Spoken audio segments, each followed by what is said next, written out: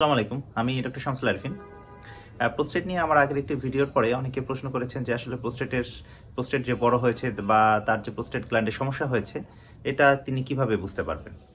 দেখুন, প্রোস্টেট গ্ল্যান্ডের যদি সমস্যা হয় অথবা প্রোস্টেট গ্ল্যান্ড যদি বড় হয়ে যায় তাহলে বেশ কিছু সিমটম দেখা দিতে, অর্থাৎ বেশ কিছু উপসর্গ দেখে আপনি বুঝতে পারবেন যে আপনার প্রোস্টেট গ্ল্যান্ডের সমস্যা হয়েছে অথবা এই সমস্যাগুলো প্রোস্টেট গ্ল্যান্ড বড় হওয়ার কারণেই হয়েছে। তো চলুন জানি সমস্যাগুলো কি কি।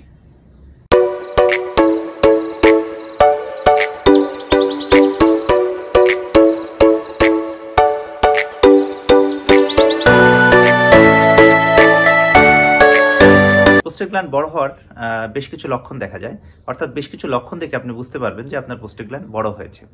তবে এক্ষেত্রে একটা জিনিস মনে রাখবেন যে আপনার বয়স কিন্তু এক্ষেত্রে খুবই ইম্পর্টেন্ট একটা ফ্যাক্টর। অর্থাৎ আপনার বয়স যদি 50-এর নিচে হয়ে থাকে এবং এই সমস্যাগুলো দেখা দেয়, তো ধরে নেবেন যে এই সমস্যাগুলো প্রোস্টেট গ্ল্যান্ডের কারণে হচ্ছে না। কারণ প্রোস্টেট গ্ল্যান্ডের সমস্যা মূলত ধরা পড়ে 50-এর উপরে, এবং অ্যাভারেজে যেটা দেখা যায় যে 60 থেকে 70 বছর বয়সী প্রোস্টেট গ্ল্যান্ডের সমস্যা সবচেয়ে বেশি দেখা যায়। 45 বছর বয়সের আগে প্রোস্টেট গ্ল্যান্ডের সমস্যা সাধারণত কখনোই দেখা যায় না, এবং অ্যাভারেজে, আমি আবারও বলছি, অ্যাভারেজে 60 থেকে 70 বছর যে বয়স, এই বয়সী প্রোস্টেট গ্ল্যান্ডের সমস্যা সবচেয়ে বেশি তীব্রভাবে ধরা পড়ে। তো চলুন জেনে আসি উপসর্গগুলো কি কি। তো উপসর্গগুলোর শুরুতেই যেটা সমস্যা দেখা যায় সেটা হচ্ছে যে আর্জেন্সি। আমরা অর্থাৎ বলি যে প্রস্রাব যখন আপনার আসবে আপনি প্রস্রাব ধরে রাখতে পারবেন না। অর্থাৎ দেখবেন যে আপনার প্রস্রাবের বেগ আসছে, আপনি আগে যেভাবে অনেকক্ষণ ধরে প্রস্রাব ধরে রাখতে পারতেন এখন রাখতে পারছেন না। অর্থাৎ টয়লেট করার আগেই, মানে আপনি বাথরুমে যে যাবেন সেই বাথরুমে যাওয়ার আগেই দেখবেন যে আপনার প্রস্রাব ফোঁটা ফোঁটা পড়া শুরু করেছে। যদি প্যান্ট বা লুঙ্গি পরা থাকেন লুঙ্গি ভিজে যাচ্ছে। এই সমস্যাগুলো সবচেয়ে বেশি তীব্রভাবে দেখা দেয়। অর্থাৎ আপনি প্রস্রাব ধরে রাখতে না পারার একটা প্রবণতা দেখা যায়। তো এরপরে যেটা হচ্ছে ফ্রিকোয়েন্সি, অর্থাৎ আপনার প্রস্রাবের যে মানে প্রস্রাব করার যে ফ্রিকোয়েন্সিটা বা বারবার প্রস্রাব করার যে প্রবণতা সেটা বেড়ে যাবে।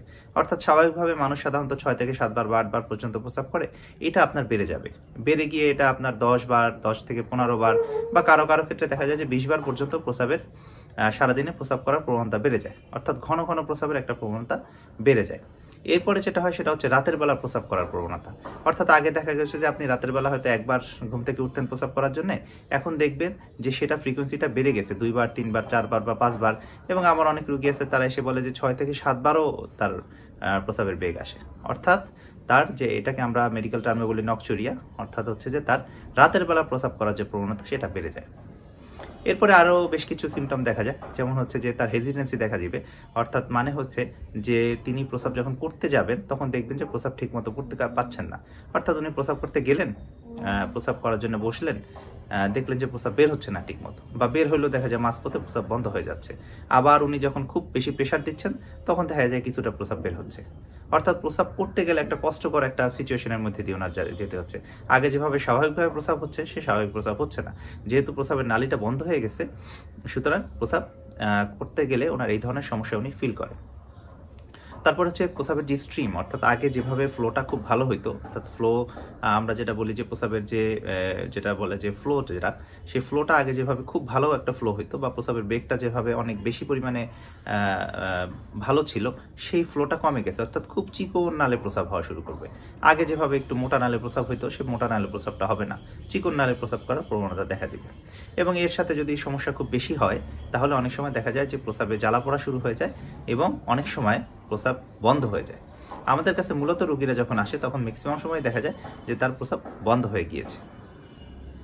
তো ওই অবস্থায় আমাদের কাছে নিয়ে আসে, পেট ফোলা অবস্থাতে নিয়ে এসে তখন আমরা ইমিডিয়েটলি একটা ক্যাথেটারাইজেশন করে তার প্রস্রাব রিলিফের ব্যবস্থা করি। তখন পেশেন্ট, এরপরে আমরা বিভিন্ন রকমের পরীক্ষা নিরীক্ষা করে শিওর হই যে তার প্রোস্টেট গ্ল্যান্ডের সমস্যা দেখা দিচ্ছে। সুতরাং আপনি যদি বাসায় থাকেন, আপনার যদি এই সব সমস্যা দেখা দেয়, তাহলে আপনি দ্রুত আপনার নিকটস্থ একজন নিউরোলজিস্টের সাথে শরণাপন্ন হবেন, তার সাথে যোগাযোগ করবেন এবং শিওর হয়ে নেবেন যে এই সমস্যাগুলো প্রোস্টেট গ্ল্যান্ডের কারণে হচ্ছে কিনা। ধন্যবাদ সবাইকে।